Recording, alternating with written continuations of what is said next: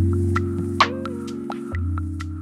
guys! Welcome back to my channel, and for today's video, pag-uusapan po natin yung salary ng iba't ibang occupation dito, like for example yung food counter attendant, yung cleaner, yung butcher, yung farm worker, yung welder, and also yung truck driver.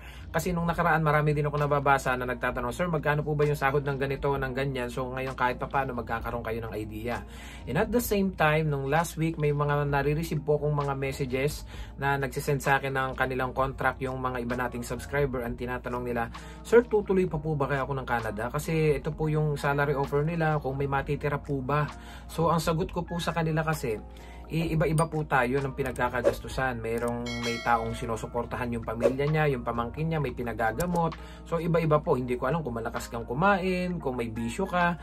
And at the same time today guys, pag-uusapan din natin para matuldo ka na yung mga nagtatanong, aabot daw ba talaga ng 350,000, 500,000 monthly? Kasi nga po nung mga nakaraan, may mga vlogger na nagpo-post ng sahod daw nila dito, umaabot ng 500,000, 350,000. So nung ginawan ko siya guys ng video, kung napatandaan nyo yung ginawa kong video ito, na nilagay ko yung 350,000 salary, kung totoo ba, pinaliwanag ko po doon. Kaya lang ang dami pa rin hindi nanonood talaga, at yung iba naman na papadala lang dito sa thumbnail, sa clickbait. So ang nangyayari, instead na maunawaan nila, ang comment po nila, how to apply po. And then, sir, gusto ko pong maging cleaner. Sir, gusto ko po yung ganang kalaking sahod. Paano po ba yan? So wala silang ka-idea. Kaya yung iba nangangarap mag-Canada, wala namang idea. Ang nangyayari po kasi, nagtatanim tayo sa utak ng ating mga kababayan na pagdating nila dito, 350,000, 500,000, ganun kadaling makuha. Pero totoo po nun, hindi naman po talaga imposible yun. Pero depende po sa occupation ninyo, sa salary offer ninyo, sa company ninyo. Pero yung kalimitan po mga dumadating dito na mga low wage, na minimum salary nila is 16, 17, 18, 19, 20, masasabi ko po talagang napaka-imposibleng makuha nyo kagad yung ganong salary. Hindi po imposible, pero marami pa po kayong pagdadaanan. Kaya for today's video guys, ipapakita ko po sa inyo kung magkano nga ba yung mga basic salary offer ng mga dumarating dito na food counter, cleaner, butcher, farm worker, truck driver, and welder. So panoorin po natin guys. So usually po sa mga dumadating dito na temporary foreign workers, kalimitan sa mga kontrata nila is 8 hours a day, 5 days a week, 40 hours a week, 80 hours bi-weekly, or yung tinatawag na every 2 weeks, 160 hours in a month. Pero gaya nga po ng sinasabi ko, yung 8 hours a day pwede pa pong mabago yan. Minsan inaabot ka ng 10 hours, inaabot ka ng 12 hours. Meron naman pong mga ilan na nagme-message sa akin, yung 8 hours a day daw nila hindi nasusunod. Minsan nakaka 6 hours lang daw sila. Minsan pag mahina daw, walang customer, especially do sa mga nasa food counter, nakaka 5 hours lang daw sila.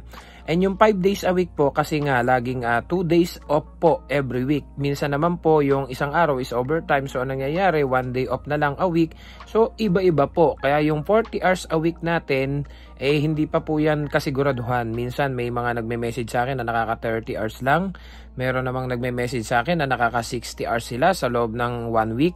So doon po yan magkakaiba-iba. So, nandito tayo ngayon sa job bank. So, tara, titingnan natin ngayon kung magkano ba ang minimum wage salary ng iba't ibang occupation dito sa Canada na madalas nababanggit ng mga vlogger.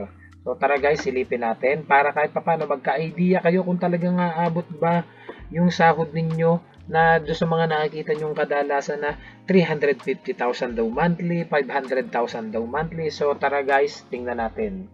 So, una nating tingnan guys, check natin ang sa food counter. Yung mga food counter po, yung po yung mga service crew sa Pilipinas. So, kung tawagin po yan dito is food counter, yan po yung mga naka-duty sa A&W, sa Popeyes, sa mga McDonald's, sa KFC. So, search po natin ngayon, ito, food counter attendant. Click natin. So, ang food counter attendant, ang salary offer dito sa Edmonton is 15.80. Dito naman sa Cold Lake, Alberta, 15.40. Sa Victoria, British Columbia, 17.40. Sa Richmond Hill, Ontario, 17. Dito naman sa Milton, Ontario, 17. Sa Calgary, 15.50. Sa Ontario, 16.55. Sa Ontario ulit, 16.55. Sa Coquitlam, sa BC, 17.40. So kung mapapansin nyo guys, naglalaro siya sa 15, 16, 17 po. So tingnan naman natin guys ang ibang category naman, ang ibang trabaho like butcher. So tingnan natin ang butcher. So dito naman po sa butcher, sa Alliston, Ontario 18. Sa Ontario ulit 19.85, sa Ontario ulit 19.85, sa Ontario 18.50, sa Ontario ulit 18.25, sa Gibson, British Columbia 25. Kung mapapansin niyo po, medyo may mga pagkakaiba. Ang marahil po yan ay dahil sa yung iba mas mataas yung salary, it's because of experience, or yung iba naman po ang pwede lang mag-apply is mga permanent residency. So kadalasan naman po doon sa mga direct hire at yung mga temporary foreign workers, kalimitan yun po yung mga mabababa.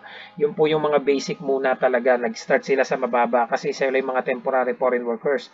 So dito naman sa Ontario 20, sa Alberta 21, sa Manitoba 17, sa Ontario 18, dito sa British Columbia 23. So check naman po natin ang farm worker. So ang farm worker naman po, ito tingnan natin yung mga salary nila. Farm supervisor is sa Ontario $20 per hour. Dito naman sa Alberta is 20 per hour. Dito naman sa Avonport 15.50. Dito naman sa British Columbia is 19. Dito sa Abbotsford, BC, ito Abbotsford, na dito ako $19.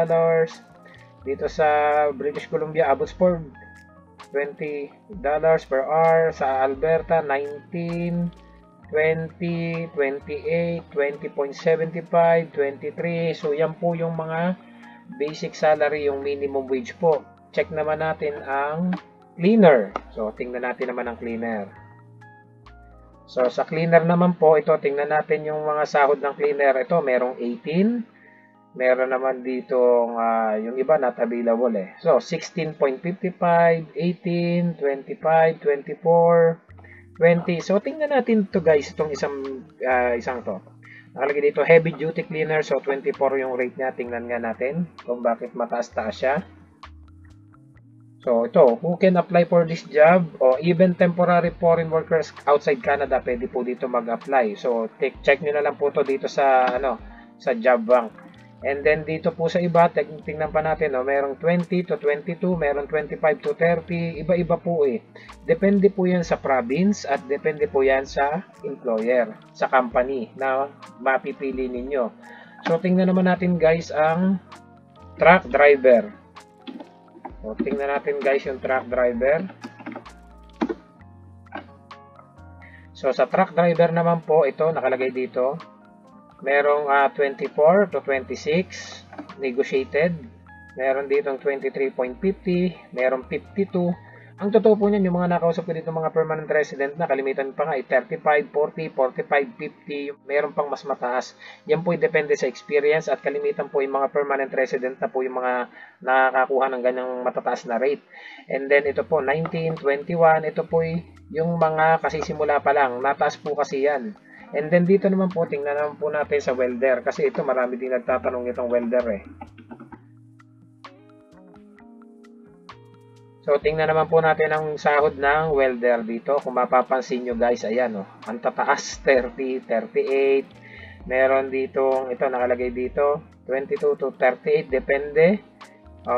26, 25, 34, 25, 27, 37. So, ito po yung mga basic salary ng mga iba't ibang category na nakalagay dito. Butcher, cleaner, farm worker, food counter, welder, and truck driver. So ngayon guys, napanood nyo na at least may idea na kayo kung magkano nga ba yung basic salary offer dito. Depende sa company ninyo, sa province na mapupuntahan ninyo. Kasi yan po yung mga kalimitan na ino-offer doon sa mga dumarating na temporary workers na nakausap ko. Kagaya na lang mga kaibigan natin, kakilala natin na dumating dito sa Vancouver na mga food counter attendant na ang salary offer sa kanila is 16. May mga ilan din naman ako nakausap na 18, may 19, and merong mga farm worker na may 22, may 21. So kalimitan ay ganun po yung mga salary offer. Depende po nga sa occupation ninyo. Ngayon, bibigyan ko po kayo ng ilalagay lang natin sa gitna. maglagay tayo ng $20. So gumawa ako ng computation. Ito ilalagay ko po sa screen. Ito nga po yung sa kaliwa, yung mga salary offer na kalimitang ino-offer. Ngayon ilalagay lang natin sa gitna. So $20 per hour. So total of 80 hours bi-weekly kasi every 2 weeks po kalimitan yung salary dito. So meron ka ng 1,600 Canadian dollar kung ikaw ay 20 per hour. Sa loob ng 2 weeks, sumahod ka na ng 1,600 Canadian dollar. So total of 3,200 Canadian dollar sa loob ng isang buwan dahil naka 160 hours ka. Ang tanong, yung 3,200 po ba ay makukuha mo na ng buo? Kasi yung iba nga nagtatanong, aabot ba ng 350,000 per month or 500,000 per month yung sahod? Kakaltasan pa nga daw po yan ng tax. So ito po, gumawa din po ako ng video para may idea kayo kung paano ba mag-compute nung ikakaltas do sa sahod natin. Ito po. Yung una natin gagawin, punta tayo sa Google. Type natin yung talent tax calculator, yan. So punta tayo sa Income Tax Calculator 2024 sa talent.com. And then palitan natin to. So yung total monthly salary for the whole month is 3,200. Then lagyan natin dito is monthly na. So ito yung magiging computation niya. So since na dito sa British Columbia, click natin yung British Columbia and then calculate. So makikita nyo guys dito, ayan. Ang natira do sa 3,200 salary niya is 24.9% napunta sa tax. So, meron siyang tinatawag na federal tax deduction. Meron siyang tinatawag na provincial tax deduction, CPP deduction, EI deduction.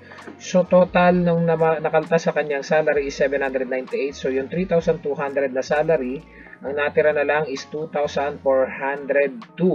So ngayon guys na may idea na po kayo kung ano yung mga kinakaltas dito sa Canada kasi sabi ko nga sa inyo yung 3,200 hindi pa po yan buo. Kung nakita nyo naman from 3,200 kinaltasan pa siya ng mga taxes, ang natira na lang is 2,402. Ang tanong ng marami, yung 2,402 ay buo na po bang may uuwi? Hindi pa po. Dahil unang-una, ito, gumawa na rin ako ng sample computation. Tingnan nyo na lang po.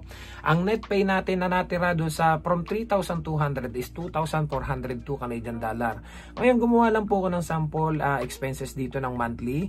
Ito po ay unahan ko na po kayo. Magkakaiba naman po ng dinadatnan dito. Merong mataas na renta, may mababang renta. At depende po yan. Ito po ay yung talagang pangunahing pangangailangan lang natin. Gaya nga nasabi ko, itong expenses na ilagay ko lang dito ay hindi pa kasama yung optional na expenses nyo. Mamaya po i-discuss ko po yan sa inyo. Ito pong mga expenses dito ay talagang ika nga ay bahay, trabaho lamang. So unahin natin yung room for rent. Inilagay ko lang po muna siya sa gitna. 800 Canadian dollar. And sa food and grocery po, ang food and grocery natin is 400 Canadian dollar. So pumapatak po ng 100 every week. Kasama na po dyan yung personal hygiene ko, yung mga toothpaste, sabon, shampoo. And sa internet po, depende kung gaano kalaking data yung gusto nyo. Meron dyan 40, 60, 70, 80. So 80 po yung napili ko kasi malakas talaga akong mag-internet. And sa transportation, ito po ay depende pa kung meron kayong service sa inyong company or kayo ay magko-commute kagaya ng ibang kakilala ko na sila ay nagbabas papasok pauwi ng kanilang trabaho.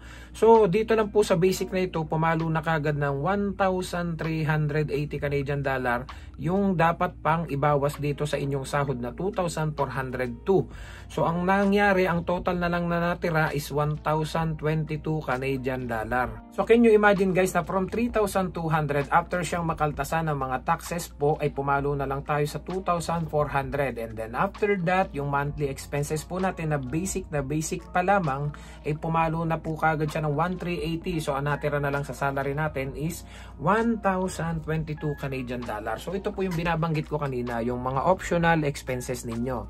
So ano po ba yung mga optional expenses ninyo kagaya nito? Kung kayo po ay nagsosuporta sa inyong family, kung may pinadadalang kayong mga asawa, anak, pamangkin, pinag-aaral nyo pa at may pamilya kayong may sakit, so hindi po, iba-iba po ang ating sitwasyon. Merong nagpapadala, merong hindi nagpapadala. So sa insurance, merong mga nagbabayad dito ng mga life insurance nila, merong hindi naman. So merong mga mahilig mag-shopping, meron namang mahilig na nasa bahay lang, bahay tulog, trabaho lang. At yung iba naman ay mahilig gumala, so nakakapag-taxi sila para mapuntahan yung mga lugar na talagang gusto nilang puntahan. At yung iba naman po kasi, gaya nga nasabi ko, meron tayong internet na sa cellphone, meron namang iba na nagsishare-share pa sila ng wifi sa loob ng bahay nila. Meron tigta $10, $20 per person. And ito pong others, ito po ay kung kayo po ay nagbibisyo pa, kung nag-aala kayo, sigarilyo, or kung ano pang ibang bisyo ninyo, nagsusugal po ba kayo. At kung kayo ay merong sasakyan na kinuha, ito po, yung car financing. Halimbawa, kumuha kayo ng kotse, simple kotse lang na sedan.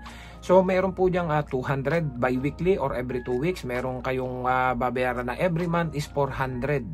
Tapos, meron pa kayong car insurance na depende po yan kung gaano kayo katagal ng driver. Merong 180, may 200, may 300 po ang car insurance monthly. And at the same time, meron pa kayong gas na babayaran. So, ganun po ang kadami ang kaltas dito. Kaya nga, ang matitira na lang halos ay kayo na po ang bahalang mag-compute. Gaya nga nasabi ko sa inyo, pagganahin nyo po yung inyong calculator dyan sa bahay. Testingin nyo po at computein ninyo kung magkano yung salary offer ninyong natanggap. Kung may application po kayo papunta dito sa Canada, i-compute nyo po kung makakailang oras kayo every week, every month, at magkano yung magiging sahod. At kaltasin nyo po, kayo po kasi ang nakakaalam niyan. Kaya po doon sa mga nagtatanong sa akin, sir, may matitira po ba sa sahod ko? Sir, aabot po ba? Sir, ganito. Kasi hindi ko po alam yung dadatnan ninyong company. Kasi gaya nga po nasabi ko sa inyo, may mga worker po dito na nagme-message sa akin, sir, dumating po ako dito, 40 hours per week po yung offer, pero nakaka 30 hours per week lang po ako.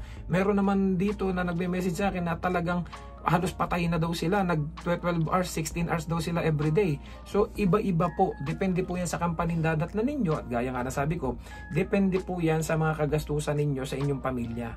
Kaya ang tip ko po doon sa mga nagtatanong nating subscriber na nagme-message sa akin last week kung may matitira pa daw po sa sahod nila, ito po ilalagay ko sa screen. Alamin nyo po muna ang inyong salary offer, kung how many hours, kung may overtime, and yung accommodation po kung magkano.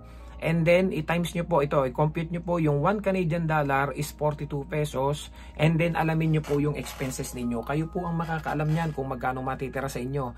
At the same time, kung may kilala po kayo dun sa company na papasukan ninyo, as much as possible, yun po ang kontakin ninyo. Tanungin nyo po, kumusta diyan?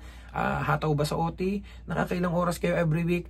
Magkano natitira? Magkano ang accommodation? Nakakapag-save pa ba kayo? Para po magkaroon kayo ng idea. Kasi kapag ang tatanungin nyo po ay kung sino-sinong tao na wala doon sa mismong company na papasukan ninyo, eh kung may makokontak po kayo doon, as much as possible, yun po ang kontakin ninyo kasi sila po yung nakakaalam doon at sila nagtatrabaho doon. Para po kahit papano may idea kayo bago kayo dumating. Kaya ngayong araw na to guys, bibigyan ko kayo ng assignment doon sa mga papunta po dito sa Canada na meron ng mga natanggap na job offer, nakita na nila yung kontrata, kung makakailang oras ba sila, kung magkano yung accommodation nila, kung may overtime ba sila. So kayo po makakapag-compute niyan. Ang $1 is equivalent po sa 42 pesos. So doon pa lang makukompute nyo na at malalaman nyo na kung totoo ba yung 350,000 monthly or yung 500,000 monthly.